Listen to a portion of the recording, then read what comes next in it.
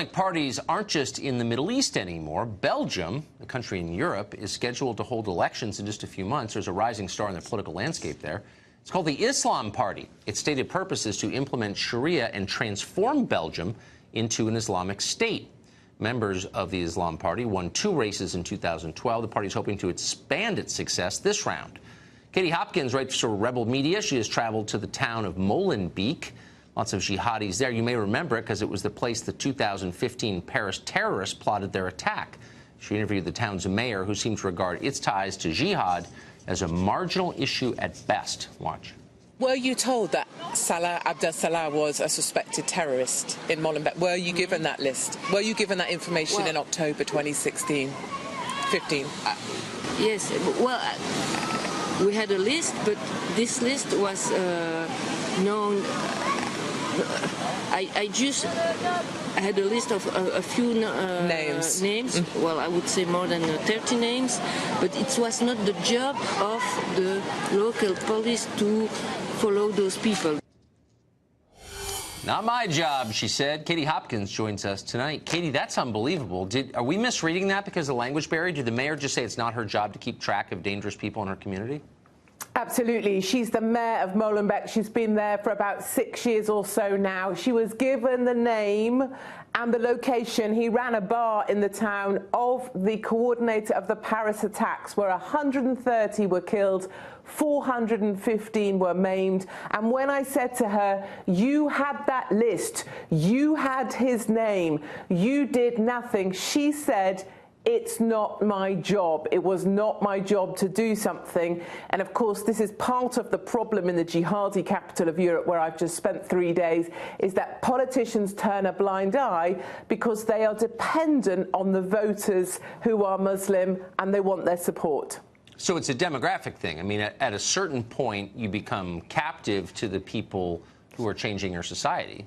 That's absolutely right. You know, what I've just seen, I've spent 3 days walking the streets of Molenbeek. It's known as a place that other reporters won't go because it's 80% Muslim. There's a lot of Sunnis there, a lot of Salafists, a lot of Shiites, very hardcore kind of religious individuals. But you've got a triumvirate, the perfect storm of a lot of unauthorized mosques, particularly controlled by Iran, and money flowing in.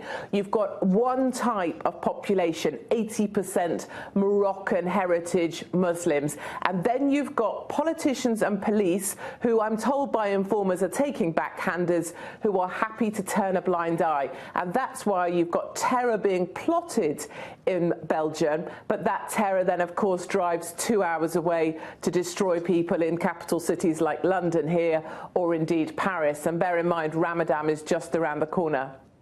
What do the rest of Belgium think of this? Ordinary Belgians, are they for this? Yeah, it's so interesting. Obviously, there's a great deal of white flight. I walk through, I think you have images and stills there, the marketplace. I was the only woman with my head uncovered. Everybody there is in a burqa. The Islam Party that are putting up 28 candidates in September, they want segregated transport, segregated living, and they want halal everywhere and Sharia. And I can see it coming. So there's a massive white flight. And academics and teachers and certain individuals will tell me their truths. They will tell me there are unauthorized mosques, that the teachers are giving up hope, that people want to move out, but they don't want to be seen to be saying that because it goes against the liberal narrative.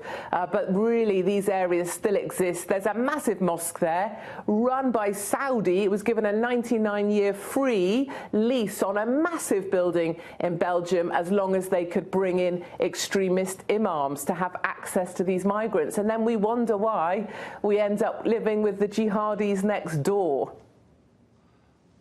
Is this a permanent situation? Are these people residents, citizens of Belgium? I mean, is it temporary?